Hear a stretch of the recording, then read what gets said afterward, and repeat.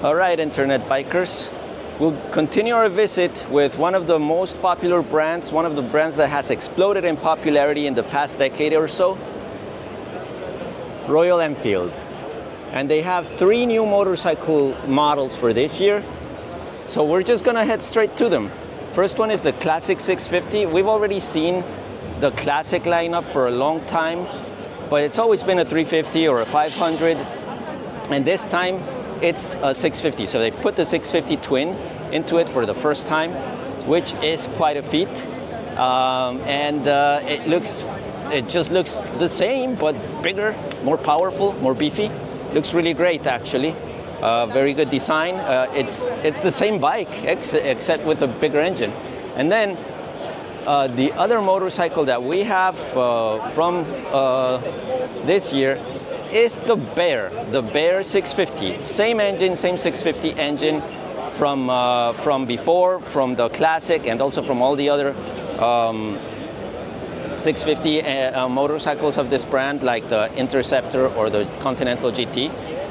This time what they've done is they've created a scrambler from it, and this scrambler is based on the Interceptor, more or less. What they've done is they beefed up the suspension, which now has upside down front forks, and you can see that they, at least in this teal color, the frame stands out, and it's easy to see that what they've done is that it's slanted upwards a little bit towards the back. What they have said in the presentation is that it will allow the motorcycle to have a little bit more carrying capacity. So that is good.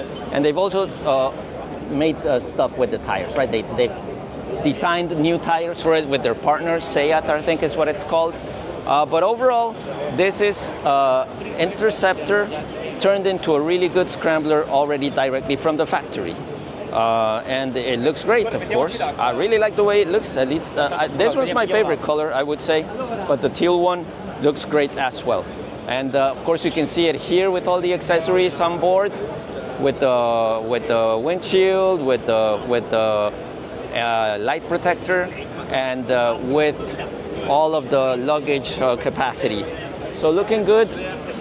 And then we're gonna move over directly to the last of the novelties, but also the most extreme of them. This is the Flying Flea. Everything that you see here is the setup for the Flying Flea presentation.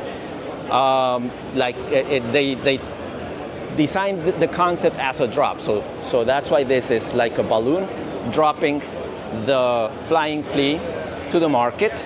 Although it must be said that we don't have any information on it yet, really. All we have is it looks great and it's City Plus. That's what they've said. They said that when they looked at the electric motorcycle market, they realized that the city is completely covered with scooters, and anything on the very high end is not selling at all because the batteries are too heavy, too pricey. And so what they found was that people were interested in something called City Plus.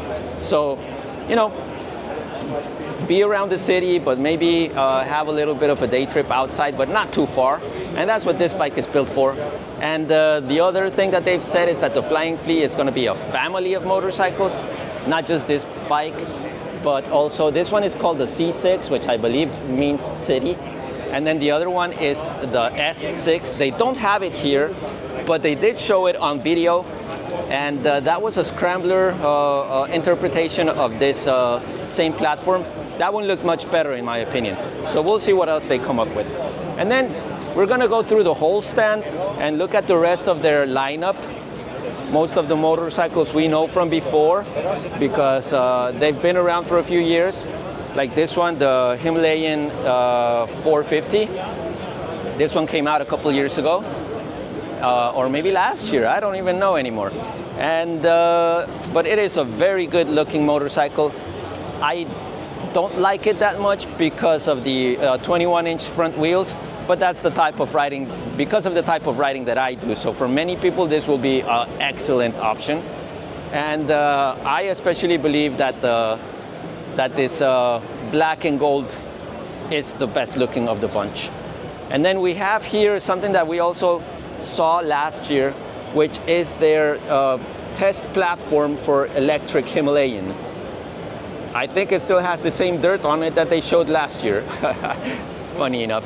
Okay, and then over here we have the rest of their lineup. The Hunter 350, which is an absolute awesome motorcycle, even though it's as basic as you can get, but it is really, really enjoyable. And then over here we have the couple of more traditional bikes on their lineup. They've been in their lineup for over 10 years, I think, without any changes. The Continental 650 or the Continental GT 650, and of course the Interceptor 650. So these motorcycles, yeah, they're just at this point they're just staples of Royal Enfield. Nothing much more to say about these guys, really. We will find a couple more new motorcycles, or relatively new, like this one right here, which is the Shotgun 650. This is their second cruiser from the 650 platform. And you can see two different interpretations of it. This one has a windscreen, it has engine guards, but it's a single-seater, and it has the rear view mirrors at the bar ends. Whereas this one, a completely different interpretation, without the engine guards, but with the passenger seat. And yeah, it's options. I think what they're trying to show is that this bike presents a lot of options based on their accessories catalog. You can see one completely done up over here. Although I'm pretty sure that this is just a one-off. You can't buy something like this. And then the first true cruiser motorcycle that they had on the 650 range, which is the Super Meteor 650. I've test ridden this one. It's on the channel, available to see. So looking good. And oh, I almost missed this. I hadn't seen it with hard bags. Oh, cool. I'm glad that they have this. I know that it's always been an option, but it's been very difficult to get from the accessories catalog. There's a huge backlog for those bags, but hopefully that's changing. They do look a little bit small, although, but yeah. Again, this is the Super Meteor with all of the accessories on board. And then over here we have the Meteor 350, which is the little sister, I guess. Same deal. In the back we have it completely base, but up here in front we have fully accessorized. Looking good, but this one's been around for 3 years more or less. So we'll move back and head out until we find the other addition, the other recent addition to their lineup, a motorcycle that I had not seen live up until today, and that's the Guerrilla 450. And I gotta say, this bike looks awesome. I am seriously considering if I should get one. This looks really great, even though not exactly on this color, but I do like this one that they have here because it shows all the accessories. You can see the fly screen, you can see the engine guards, you can see the bags and the setup here, so that you can strap on your bags. So looking good. Here we have some sort of Guerrilla in the mist. I don't know what that means. I think it's just a completely banged up motorcycle. But anyway, here are the other two options. And one thing that I did see is that over here in this Guerrilla, you have one type of seat. This is still another Guerrilla, and you have another type of seat. And then this one back here has yet another seat. This is a little bit more flat, more, I guess, a single-seater type of deal, or more scrambler type of deal. I absolutely love the way that this one looks. This would be my favorite of this bunch. I think it just looks awesome. This is yeah, I hopefully I'll get to test ride it at some point. But that's about it.